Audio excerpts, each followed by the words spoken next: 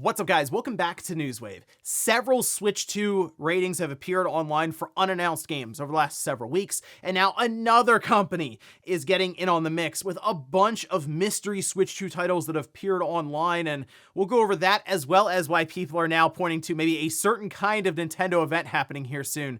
We'll take a look at that here today. Also, we are going to be talking about Valve and their Steam machine, because some documentation has appeared online that's giving at least some hope to people that we could be seeing this thing here soon. And Metal Slug, it's now 30 years old, and turns out we may have something new to look forward to for the franchise with a recent video that was posted, but we'll go over all that and more. Guys, if you enjoy these videos, make sure you hit that like button, helps out a ton. And if new here to the Spawnwave channel, make sure you subscribe down below. And of course, members for the channel do get Newswave early. If you would like to learn more about that, click the join button or link in the description down below. And we're gonna start today with Mega Man 64. You probably didn't see that one coming, but there is a new release on PC because there was an entire decompilation for that, and now you can see this over on GitHub.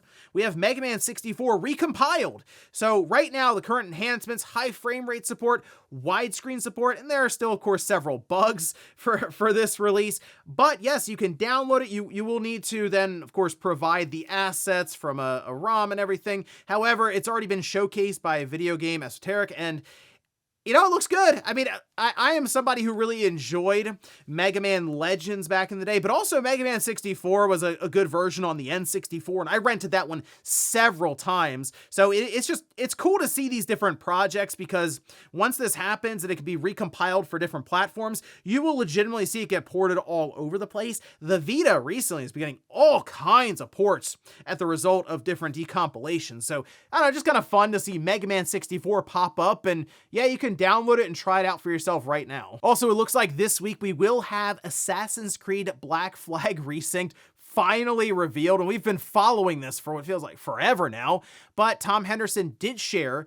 in a recent video on the Insider Gaming podcast here that we're looking at April 23rd, that will be Thursday, with the embargo lifting around lunchtime. They say 12:15 p.m. Eastern time. There are also several other details that were shared. You can go check out the video and see for yourself, but mostly the thing I realized was, okay, good. They're not trying to fit this into their RPG style that they've been doing with some of the more recent big, like, flagship Assassin's Creed games. Sounds like this is going to be more in line with what we played back in the day now with Assassin's Creed Black Flag, and that's great. The visuals, according to them, are awesome. So looking forward to seeing more about this game, as it sounds like it's going to be a big blowout, and we're looking over the summer for the release in July. So exciting stuff there for Assassin's Creed fans, as I know this is one that most people see as like in their top 3 for Assassin's Creed titles. Oh, and we did get the release date for Trails in the Sky second chapter, this over on Gamatsu,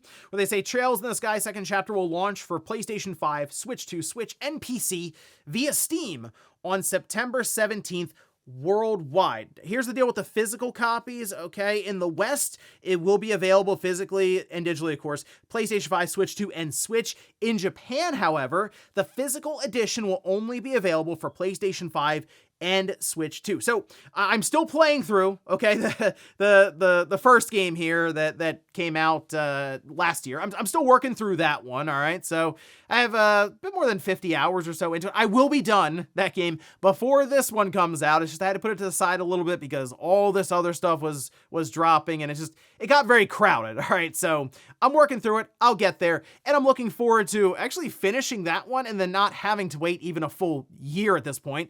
I'm figuring maybe a month or so between this one and then second chapter when it releases here in September. But good to see it'll be earlier, I guess, in the like that fall time period, just after summer. Don't have to get too far into the holiday season when, yeah, things are gonna get very crowded. And guys, with some of the quick news out of the way, let's get into the bigger stuff. Let's start right away with more mystery Switch 2 games that are appearing online. And we've been covering all these different ratings that are happening with third-party companies, as well as some first-party games from Nintendo. Although, look, we know Nintendo will at times hold a game for a better part of a year, just complete, hanging out with the game, and then waiting for, in their mind, the perfect time to release it in, I guess, a schedule they have internally. But third-party games, I mean, sure, we've seen some of the ratings happen and then it takes a while for them to come out, but other times it gets rated and then, oh yeah, the following week it's fully revealed and it's coming out a month or two later. So with so many third-party games being rated, it does kind of feel like something's going to be happening here pretty soon, we'll say, with Nintendo and the Switch 2 in terms of a presentation. But now we have this. It's over on THQ Nordic's website. People noticed, oh, if you click on the Switch 2 tab, like everything is just unannounced project across the board. There are 7 of them right now where they have placeholder like box art thumbnails there. If you look at the Switch, they have 1 revealed game and then 6 that are also unannounced. The revealed game is The Eternal Life of Goldman. They haven't announced that yet, I guess technically a full Switch 2 version, but because it's on the Switch 1, I assume there will be a Switch 2 version of that, and that would fill in, most likely, one of these unannounced projects under the Switch 2 tab. The PlayStation 5 does have 3 unannounced projects. And look, we've seen THQ Nordic do multi-platform releases that will hit Nintendo's platform as well as Sony and Microsoft day one. So I saw people immediately start yelling like SpongeBob and stuff. Sure, that could happen. Saw some mention Red Faction. Here's the thing, THQ Nordic, they have access to many, many franchises. So it could be some crazy, obscure thing that no one's thinking of, and it pops up. And they just have it for all different platforms. The thing with the Switch 2, though, and why this was really catching a lot of people's attention, is because it's all of them. It's not like, oh, just 2 or 3. No, every single one of the games they have right now coming soon for the Switch 2 is something that's unannounced. And while I could see some of these being like Darksiders 4, that could get a Switch 2 version, and that's one of the ones that are unannounced, absolutely. It does start to lean into the idea that maybe there is, it sounds crazy to say, maybe another partner showcase for Nintendo. And I wonder how that would go over, because it has been a while. I will say, since a general Nintendo Direct, we got to go back to what, September of last year? So if they do another partner showcase, let's just say in May, I do wonder how that'll go over for a lot of people, because there's some building frustration of like, man, what, Nintendo really isn't saying a lot for like a general direct or anything like that, or even some bigger first-party games. We're expecting Star Fox to show up here anytime. It could be this week, right, where Star Fox gets revealed, but to have it in more of an expected and formal Nintendo Direct setting, that's just not really happening right now. But I am expecting, as we've heard from Nate, for example, that we would have a Direct in June to go along with that typical E3 time period and set up the rest of 2026. And realistically, we again have the rumors going around about a Legend of Zelda Ocarina of Time remake. We know Fire Emblem is out there right now, Splatoon Raiders. You start to piece it together and you're like, okay, if those games are here for that second half of the year, it's like, who really cares when they necessarily announce it, as long as those games actually are coming. And look, Ocarina of Time remake would be a big deal, obviously. But even Star Fox getting announced soon and then coming out in June maybe, yeah, this could work to set up the year very, very quickly. It takes like one Direct and all of a sudden the calendar's filled. Each month has a release happening. So yeah, we could wait all the way until June, or maybe you do see a third-party partner showcase appear and we get some of these THQ Nordic unannounced tiles filled in, but wouldn't shock me if we get into May and start hearing about that. Next up, let's talk about the Steam machine, because people are, I don't say getting nervous, but they're looking around going, wow, it's almost the end of April, and Valve still has not announced a price or release date on a system that most likely would have been out already if it wasn't for the situation behind the scenes when it comes to RAM and prices just shooting through the roof, and it being just difficult now to get parts, not only just at a reasonable price, but just to get parts to be able to build a lot of this stuff. Well, we may have some movement behind the scenes. This is good news for someone maybe who's not even interested in the Steam machine, but is interested in that new Steam controller. So we can see this is over on videocards.com, saying Brad Lynch said on X that Valve received its first large quantity imports of a wireless PC controller in the US last week. Wonder what wireless controller they be referring to there. Well, as Videocards notes, Brad Lynch didn't post the source, but Videocards did. They went out and found what looks to be, I guess, the shipping form or the manifest here for it. And it says one listing shows a shipment described as wireless PC controller for Valve Corporation arriving on April 4th, 2026 from Hong Kong. And it goes on to say it lists 40 packages and a gross weight of 12,970 kilograms. So the exact unit count remains unknown. I saw some people trying to figure this out on social media, like just dividing up. Okay, this is how much we know the controller weighs. Let's tens of thousands of controllers maybe are flowing through here, at least with this shipment. So you start to do that, put the math together and think, oh wow, this April 4th.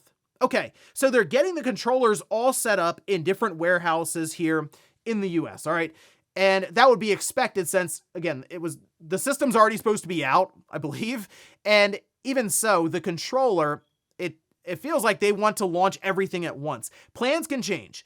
The Steam controller absolutely could come out and the Steam machine is still kind of on the shelf because the controller is, I think, less problematic, clearly, than putting together a system that needs 8 gigabytes of VRAM and 16 gigabytes of DDR5, which is probably the sticking point, really, since we still see video cards that have 8 gigabytes of VRAM not be obscenely expensive. It's really when you get beyond that that prices really start jumping. So I'm sure Valve is looking around and going, okay, we have until the end of 2026, but if they find their way somehow into 2027, it will be a problem because the PlayStation 6 and the Xbox Helix, it's still out there.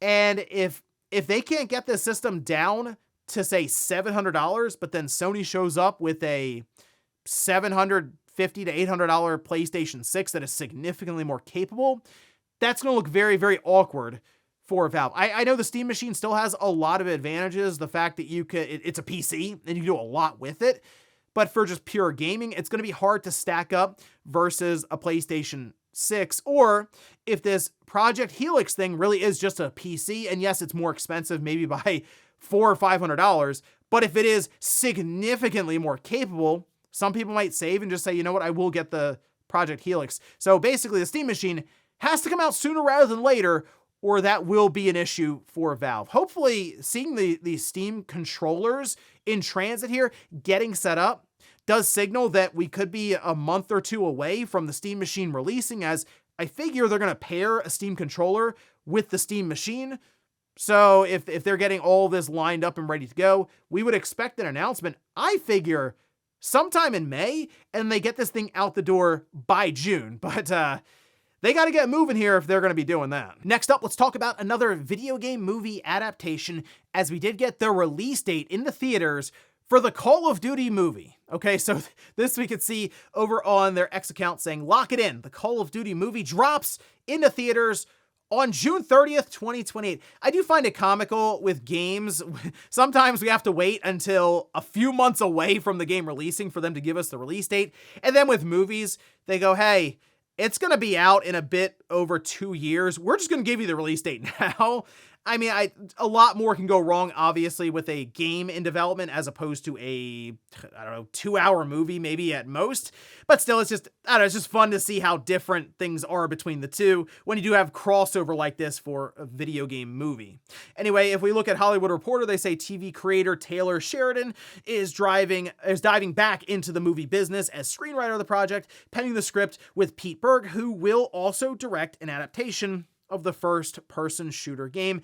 And I feel like this Call of Duty movie, it should be pretty straightforward. Like, you don't have to reinvent the wheel for a Call of Duty movie. You just, like a Michael Bay special, really. A lot of explosions, action, you do references to some of the characters from the game, and you call it a day. I feel like the name itself, like alone, will drive ticket sales. And maybe just, hey, it's a fun popcorn flick. Let's go have fun for an hour and a half to 2 hours in the theater, especially if you maybe decide to swing for the ultra premium XD experience or IMAX or what have you. I mean, it does fit in. Call of Duty does fit in very, very well for a big screen adaptation like this. I'm curious the direction they go with it, which series do they tap? I assume Modern Warfare, that would make sense. And some have wondered, will they go in the direction of some supernatural stuff with zombies? I don't think so. I think it's very grounded, but then also somewhat over the top with explosions everywhere. But I do think it'll make a lot of money. So there you go. We'll look towards halfway through 2028. Getting the release date now. well ahead of time. And in our last bit of news, let's talk about Metal Slug. We just had an SNK revival with the Neo Geo AES, and now Metal Slug, while they're doing a celebration for the 30th anniversary, seems like we have more to look forward to for this franchise. We can see this is over on SNK's website, saying 30 years and still running, Metal Slug's detailed pixel art and charming lighthearted visuals set it apart from the rest when it hit arcades in 1996. You know, that is true. That really still sticks with me.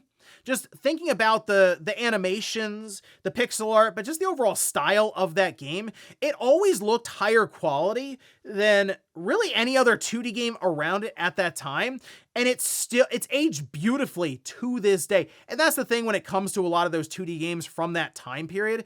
Generally speaking, if they were high quality, they do still stick around well. You could still fire up Metal Slug and have a blast, especially in multiplayer. It is a great time. They say players have been spellbound by the game's vibrant graphics ever since, whether it be comically expressive soldiers and their nuanced movements or giant war machines whose destruction shakes the entire screen. It is crazy, by the way, though, that it's been 30 years for Metal Slug, but they didn't want to leave us hanging because in what was about a minute video, they did at the end say mission reboot and then a new mission awaits, obviously teasing a new Metal Slug game. And again, we just had the Neo Geo AES Plus get revealed. Metal Slug is there front and center.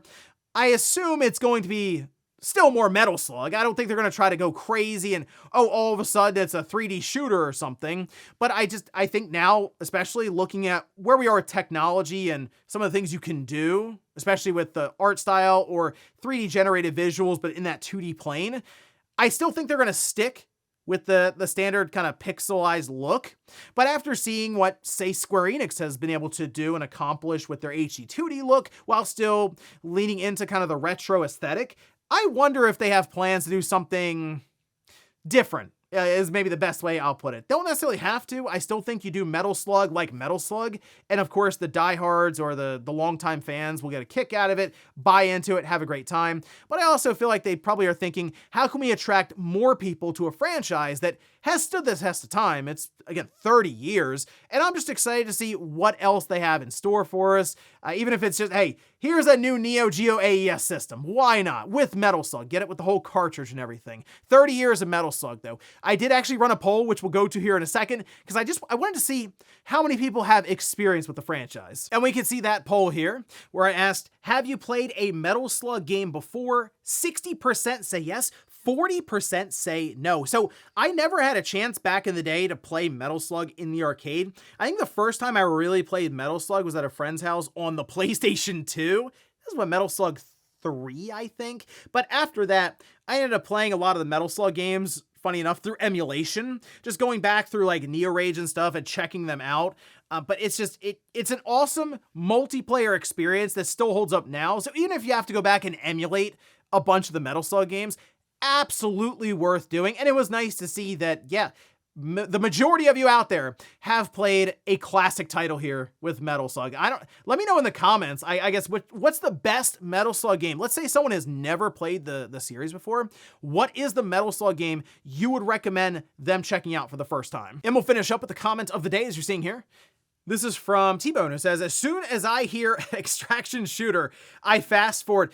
Man, you know, I wonder if that's going to be there are certain things that'll be said and people go, oh, here we go with this. Live service obviously being a big one. And extraction shooter kind of is tied to it.